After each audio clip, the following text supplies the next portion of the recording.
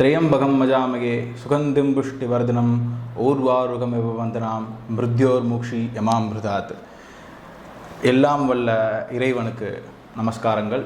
இந்த வீடியோவில் அக்டோபர் மாதம் ராசி பலன் தான் நாம் இப்போ பார்க்க போகிறோம். பொதுவாக ராசி பலன் சொல்கிறது அந்த ஒரு முழு மாதத்தை நம்ம பொத்தம்பொதுவாக சொல்லாமல் 2 பாகங்களாக பிரித்து முதல் 15-20 நாளைக்கு எப்படி நடக்கும், அடுத்த 10 நாள் 15 நாளைக்கு எப்படி நடக்கும் அப்படிங்கிற மாதிரி ஒரு பலன்களை தான் இப்போ நம்ம இந்த வீடியோ வடிவமைச்சிருக்கோம். ரொம்ப நாள் கழித்து நம்ம சேனலில் நம்ம வீடியோ போடுறோம். நிறைய பேர் கேட்டுகிட்டே இருக்கீங்க, கிரிக்கெட் ப்ரெடிக்ஷன்ஸ் மட்டும் போட்டுட்ருக்கீங்களே, ராசி பலன் எப்போ போடுவீங்க, எங்களுக்கு உங்களுடைய ப்ரெடிக்ஷன்ஸ்லாம் தேவைப்படுது அப்படிங்கிற மாதிரி கேட்டிருந்தீங்க. இனிமேல் நம்ம சேனலில் தொடர்ந்து வீடியோஸ் வரும். ஸோ எல்லோரும் மறக்காமல் நம்ம சேனலை சப்ஸ்கிரைப் பண்ணி வச்சுக்கோங்க. ரொம்ப ஒரு 6-7 மாதம் கழித்து நம்ம சேனலில் வீடியோ போடுறோம். ஸோ தொடர்ந்து உங்களுடைய ஆதரவை கொடுத்துட்டு வாங்க. அப்போ தான் நம்ம மேன்மேலும் எங்களுக்கு நல்லா உத்வேகமாக. கும்பராசிக்கு உண்டான அக்டோபர் மாத ராசி பலன் தான் பார்க்க போகிறோம். அந்த வரிசையில் சனி பகவான் உங்களுடைய ராசிக்கு அதிபதி. அவர் உங்களுடைய ராசியிலேயே இருக்கார். இது உங்களுடைய 7.5 சனியில் நடு பாகத்தை குறிக்கக்கூடிய ஒரு விஷயம். இதில் நம்ம இல்லாத கஷ்டத்தை நிறையா அனுபவிச்சதுக்கான வாய்ப்புகள் இருக்கும். இவ்வளவு நாளாக இல்லாத கஷ்டம் கடந்த ஒரு 2.5 வருஷமாக அவ்வளவு பிரச்சனைகள் இன்னும் ஒரு 5 வருஷமும் நீங்கள் சந்திச்சு தான் ஆகணும். 7.5 சனிக்கு உண்டான முக்கிய பரிகாரமே சனிக்கிழமை விரதம் இருந்து நம்ம அடுத்தவர்களுக்கு உதவி செய்யணும். முடிஞ்சால் சனி பகவான் கோயிலுக்கு போயிட்டு 2 எள்ளு விளக்கு ஏற்றிட்டு வாங்க. விரதம் இருந்து அடுத்தவர்களுக்கு பண உதவியோ இல்லை உணவு உதவியோ நீங்கள் பண்ணிட்டு வந்தீங்க. நிறைய தான தர்மங்கள்லாம் பண்ணிட்டு வந்தீங்க. உங்களால் முடிஞ்ச அளவுக்கு தான தர்மங்கள், இந்த நாய்க்கு பிஸ்கெட் போடுறது, இல்லை இந்த மாதிரி உங்களால் எவ்வளோ முடியுமோ அந்த மாதிரி விஷயங்கள்லாம் நீங்கள் பண்ணிட்டு வந்தீங்க அப்படின்னா சனி பகவானுடைய இந்த கர்ம வினையிலிருந்து நீங்கள் தப்பிக்கிறதுக்கான வாய்ப்புகள் இருக்கும். முடிஞ்சால் ப்ளூ சஃபயர் என்று சொல்லப்படக்கூடிய அந்த நீல கற்களை நீங்கள் அணியலாம். நாங்களுமே அதை வியாபாரம் பண்ணிட்டு தான் இருக்கோம். நீங்கள் உங்களுக்கு வேணும் அப்படின்னா கீழே தெரிகிற இந்த நம்பருக்கு கால் பண்ணி நீங்கள் வாங்கிக்கலாம். அந்த நீல கற்களை அந்த 7.5 சனியோ அஷ்டம சனியோ அர்த்தாஷ்டம சனிலையோ நடக்கும்போது நீங்கள் போட்டுக்கிட்டிங்கன்னா உங்களுடைய கெடு பலன்கள் அப்படிங்கிறது ஒரு அறவே குறையும் அப்படிங்கிறத சொல்லலாம். அந்த வரிசையில் இப்போ நம்ம ராசி பலன்குள்ளே போகலாம். பொதுவாக இந்த மாதத்துக்கு உங்களுடைய ராசியில் அஷ்டமஸ்தானத்தில் சூரிய பகவான் இருக்கார். பொதுவாக உங்களுடைய ராசிக்கு ரொம்பவே அசுபமான ஒரு கிரகம் அப்படின்னா அது சூரிய பகவானும் சந்திர பகவானும் தான். அவங்க உங்களுடைய ராசிக்கு, அதாவது சூரிய பகவான் 8ஆம் இடத்துல இருக்கார், புதனும் 8ஆம் இடத்துல இருக்கார். பொதுவாக நீங்கள் சிந்திக்கக்கூடிய விஷயங்கள் எல்லாமே ஏதோ ஒரு வகையில் ஒரு பிரச்சனை இழுத்துட்டு போயிடும். அந்த அளவுக்கு தான் நீங்கள் ஏதாவது சிந்திப்பீங்க. அதனால் நீங்கள் சிந்திக்கிறதுக்கு பதிலாக அதாவது உங்களுடைய மேலதிகாரியோ இல்லை உங்களுடைய வயசில் மூத்தவங்கள்ட்ட கேட்டு அந்த மாதிரி ஒரு விஷயங்கள் செய்கிறது தான் பரவாயில்லன்னு சொல்லுது. அதுவும் முக்கியமாக தந்தை வழியில் வர வேண்டிய லாபங்கள் எல்லாமே கொஞ்சம் தங்கு தடையோடு தான் இருக்கும். அந்த மாதிரி கொஞ்சம் கவனமாக இருந்துக்கோங்க. அப்பா வழி சொந்தங்கள்கிட்ட கொஞ்சம் கவனமாக இருக்கணும். அப்பாவுக்கு உடல்நல கோளாறுகள் அவ்வப்போது வருவதற்கான வாய்ப்புகள் இருக்குது. அதனால் மருத்துவ செலவுகளும் செய்கிறதுக்கான வாய்ப்புகள் இருக்கும். ரொம்ப கவனமாக இருந்துக்கோங்க. தந்தைக்கும் உங்களுக்கும் உண்டான அந்த ஒரு கருத்து வேறுபாடுங்கிறதும் அவ்வப்போது வரதுக்கான வாய்ப்புகள் இருக்குது. ரொம்பவே கவனமாக இருக்கணும். உங்களுடைய செயல்திறன், அதாவது நீங்கள் இவ்வளவு நாளாக உங்களுடைய கெப்பாசிட்டி இப்போ ஒரு கேள்விக்குறியாகும். ஏன் நம்மளால் அது பண்ண முடியலன்ட்டு.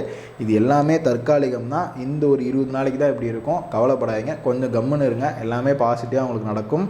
இது போக கல்வி நிலையில் இருக்கக்கூடிய மாணவர்கள் கூடுதல் முயற்சி போடணும். ஒரு எக்ஸாம் வருது அப்படின்னா நீங்கள் இதனால் வரைக்கும் ஒரு 4 மணி நேரம் படிக்கிறீங்கன்னா இனிமேல் ஒரு 6 மணி நேரம் 7 மணி நேரம் படிச்சிங்க அப்படின்னா தான் நீங்கள் எதிர்பார்த்த அந்த ஒரு மார்க்கை உங்களால் வாங்க முடியும். ரொம்ப கூடுதல் எச்சரிக்கை இருக்கணும் அப்படிங்கிறத சொல்லப்படுகிறது.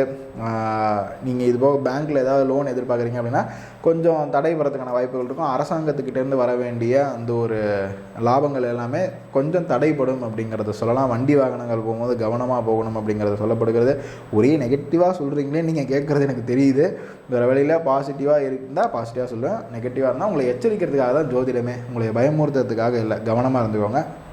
அடுத்ததாக செவ்வாய் பகவான் உங்களுடைய ராசிக்கு 5ஆம் இடத்துல இருக்கார். இது ஒரு பாசிட்டிவாக சொல்லலாம். ஏன் அப்படின்னா நீங்கள் எதிர்பார்த்த அந்த புகழ் இதெல்லாம் கிடைக்கும். ஏற்கனவே சேர்த்து வச்சுருந்த புகழ் அழியாமல் இருக்கும் அப்படிங்கிறத சொல்லலாம். புது புகழ் கிடைக்குதோ இல்லையோ, ஏற்கனவே சேர்த்து வச்சுருந்த உங்கள் பேர், புகழ், அந்தஸ்து இதெல்லாமே அப்படியே தற்காத்து உங்களால் பாதுகாத்து கொள்ள முடியும். அதுதான் வருது. அவ்வப்போது ரத்த கொதிப்பு சம்பந்தமான பிரச்சனைகள் வரும். அதுக்கு மட்டும் நீங்கள் முருக வழிபாடுங்கிறது ரொம்பவே அவசியம் அப்படிங்கிறது சொல்லப்படுகிறது. முடிஞ்ச 6 படை வீடு வந்து தரிசனம் பண்ணிட்டு வாங்க. ஒரு டூர் ஒன்று போட்டு வாங்க. ஏன்னா டூர் போகிறதுக்கான வாய்ப்பு அமைப்பு இருக்குது. ஏன் அப்படின்னா சுக்கிர பகவான் 9ஆம் இடத்துல இருக்கார். 9ஆம் இடத்துல இருந்தால் பிரயாணம் பண்ணுவீங்க அப்படிங்கிறத சொல்லலாம். இது போக வந்து ஒரு மேற்படிப்பு படிக்க ட்ரை பண்ணுறீங்க அப்படின்னா பாசிட்டிவாக இருக்கும். எக்ஸாமில் வந்து ரிசல்ட்டுகள் நீங்கள் எதிர்பார்த்த மாதிரி இல்லைனாலும் ஓரளவு டீசெண்டான ஒரு ஸ்கோர் கிடைக்கும் அப்படிங்கிறத சொல்லலாம். பெண்களால் ஆதாயம் இருக்கிறது. மனைவி கணவனாக இருந்தால் மனைவியாக இருந்தால் கணவன்கிட்டே வந்து அந்யோன்யம் இருக்கும் அப்படிங்கிறத சொல்லலாம். பண வரவு இருக்கும். குடும்பத்தில் மகிழ்ச்சிகரமான சூழ்நிலை அவ்வப்போது வந்து கொஞ்சம் தங்கு தடை இருக்கும் அப்படிங்கிறத சொல்லலாம். அடுத்ததாக வெள்ளி வாங்கிறதுக்கான வாய்ப்புகள் நிறையா ஏற்படும். ஆபரணங்கள் வாங்கிறதுக்கான வாய்ப்புகள் ஏற்படும் அப்படிங்கிறத சொல்லலாம். உங்களுடைய குரு பகவான் வந்து உங்களுடைய ராசிக்கு 4ஆம் இடத்துல இருக்கார். பொதுவாக 4ஆம் இடத்துல குரு பகவான் வந்து அசுபமான பலன்கள் தான் சொல்லணும். ஆனால் இந்த இடத்துல 5ஆம் இடத்துல ஒரு கிரகம் இருக்கிறதுனால அந்த 4ஆம் இடத்துடைய அந்த பிரச்சனையெல்லாம் வந்து தடுத்துருவார் அப்படிங்கிறத சொல்லலாம். அடுத்ததாக தாய் வழியில் வந்து உங்களுக்கு பாசிட்டிவான லாபங்கள் இருக்கும். வீடு வாகனங்கள் சொத்து சுகங்கள்லாம் வாங்குறதுக்கு வாய்ப்புகள் இருக்குது. எதாக இருந்தாலும் ஒரு தடவைக்கு 2 தடவை டாக்குமெண்ட்ஸ்லாம் கரெக்டாக இருக்கா, பணம்லாம் நம்மளால் செலுத்த முடியுமான்னு லோன் பார்த்து வாங்குங்க. இந்த மாதிரி விஷயங்கள்லாம் தான் நீங்கள் கொஞ்சம் கவனமாக இருக்கணும். இப்போ கவனமாக இருந்துக்கிட்டீங்கன்னா அப்புறமா வருத்தப்பட மாட்டீங்க. இப்போ கவனம் குறைவாக இருந்தீங்கன்னா அப்புறம் வருத்தப்படணும். கொஞ்சம் கவனமாக இருந்துக்கோங்க, அதுதான் உங்களுக்கு சொல்லுவேன். அடுத்ததாக பிரயாணங்கள் போகும்போது கொஞ்சம் கவனமாக இருந்துக்கணும். தேவையில்லாத உணவுகள்லாம் சாப்பிட்டு ஏதாவது உடல் உபாதையை வந்து வரதுக்கான வாய்ப்புகள் இருக்கும் அப்படிங்கிறது சொல்லப்படுகிறது.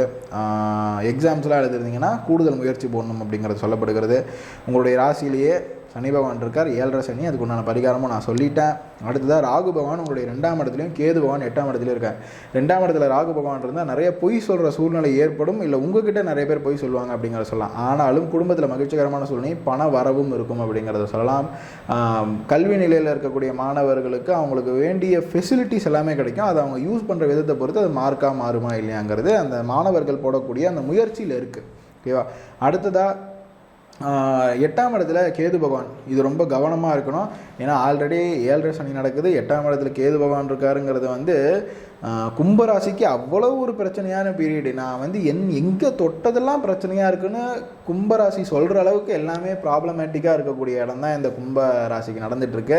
கடவுள் வழிபாடுங்கிறது ரொம்ப முக்கியம். அதுவும் சித்தர்களை வழிபட்டீங்க, அந்த சாய்பாபாவாக இருக்கட்டும், இல்லை ஏதாவது உங்கள் கோயிலுக்கு அருகாமையில் இருக்கக்கூடிய சித்தர் கோயிலாக இருக்கட்டும், இது எல்லாத்துலேயுமே வந்து நீங்கள் வியாழக்கிழமை நீங்கள் போயிட்டு நெய் விளக்கு ஏற்றிட்டு வந்தீங்க, ஒரு வியாழக்கிழமை ஃபுல்லாமே விரதம் இருந்தீங்க அப்படின்னா அதுவுமே ஒரு பாசிட்டிவான சேஞ்சஸ் ஒரு மாதத்துக்கு ஏற்படுத்தும். அதனால் நீங்கள் வாரம் நீங்கள் வந்து வியாழக்கிழமை விரதம் இருந்தீங்கன்னா ரொம்ப பாசிட்டிவான சேஞ்சஸ் இருக்கும் அப்படிங்கிறதுல சொல்லலாம்.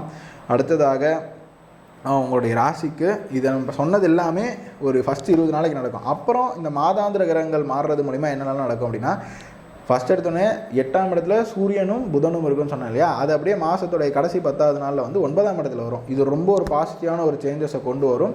இருந்தாலும் அவ்வப்போது தந்தை வழியில் வந்து கொஞ்சம் மருத்துவ செலவுகள் இருக்கும் அப்படிங்கிறத சொல்லலாம். அவங்க கவனமாக இருந்துக்கோங்க. இது போக அரசாங்கத்திட்டேருந்து வர வேண்டிய லாபங்கள்லாம் அது அந்த 10 நாளில் வந்துடும் அப்படிங்கிறத சொல்லலாம். அடுத்ததாக